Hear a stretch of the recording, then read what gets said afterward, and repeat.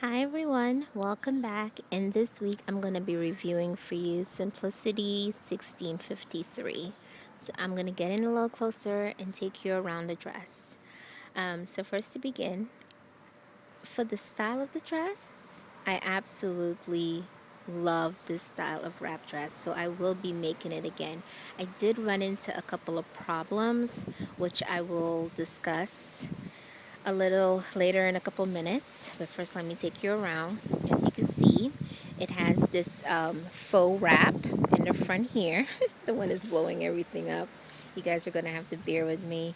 And then it has the tie bands. One is coming from the actual faux wrap. It's attached to the edge, and the other is just attached to the side seam. Then it has the raglan sleeves. I end up using the black double wide bias binding as a design detail. The pattern does not want you to do it like this. It actually wants you to fold the double wide bias binding into a narrow hem. I did a top from McCall's last year that had the same type of treatment, and I will link the video below, so if you guys don't know what I'm talking about, you could go watch that video and see how the way the treatment is done. But instead of me folding it into a narrow hem, I decided to use the bias binding as a design feature. I had made Butterick 5206 a couple years ago, and the only reason why I remembered is because I was looking at it a couple days ago, and I remember doing all this wonderful jersey bias binding to finish it off, and I will show you guys a picture right here. But what happened is that stretched out in time, and so when I was making this dress, I knew I wanted to do the same thing. Like, I wanted to use the black contrast bias binding, but I did not want it to stretch with time, so I decided to go with just good old bias binding because it didn't have any fold over elastic. To make a long story short, now as for the back, let me step back here. Now, I had also posted on my blog weeks ago that I was having problems with the border print that I ended up buying for this dress. That how the way the stretch went, I had to figure out how to make the dress so that the stretch works for the dress. And this is what I came up with.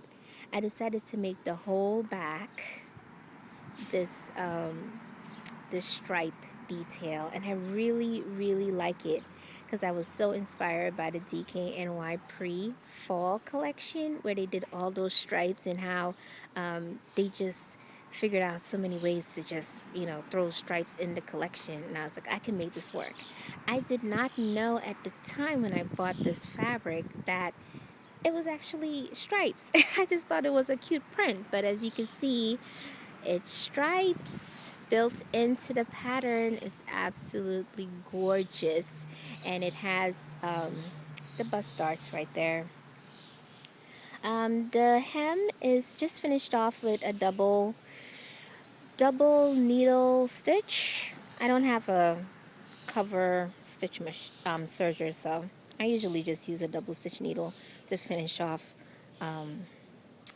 my knits, and that is basically it. So let's get down to the problem areas. So the first part of the pattern that I had some problems with was actually within the instructions. When you get to the instruction number 10, they want you to machine base the left side and machine base the faux wrap onto the front section of the dress. Now, this is why I'm going to tell you that this does not make any sense. Number one, you cannot base the faux wrap to the front dress without doing the bias binding first, because the bias binding has to be stitched on first, then you would be able to attach the wrap so that the bias binding, which is part of the front, is stitched into that seam that makes the wrap. So that's one thing. You have to do the bias binding first to finish off the collar. Now, the second thing is you cannot machine baste up the front to the back on the left side because there is also a tie belt that is attached right here. Tie band is attached right here, and so that has to be attached first before you stitch up that side seam.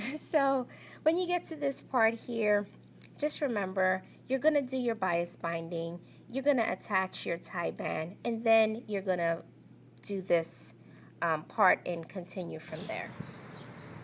So the major problem with this dress was I would say the bust area, the neckline into bust area, and I took it down so I could show you.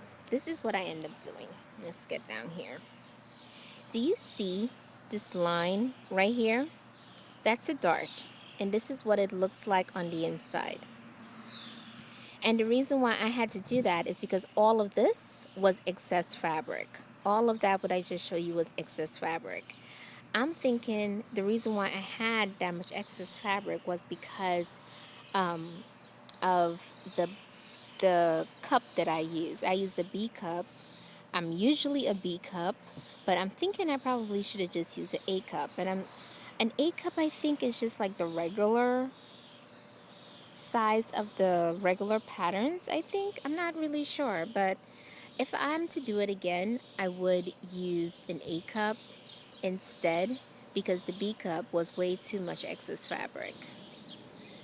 So this is the inside of the bodice of the dress, and this is the dart that I just showed you. This is about 2.5 inches of ease that I stitched together to make it smaller. So my recommendation would definitely be maybe you need to go down a cup size with this dress so that you won't have any loose fabric for the neck area, the neck and bust area. That's basically what I want to say. You might need to go down a size because I use a B cup and it was way too big in the neckline. So I think that's my only recommendation for this dress. I won't say go down a whole size because like the shoulders, all of that fit. The skirt, everything worked out well. It's just this bodice area. And so I'm thinking it is the cup that you have to probably choose a smaller cup size than you usually go with.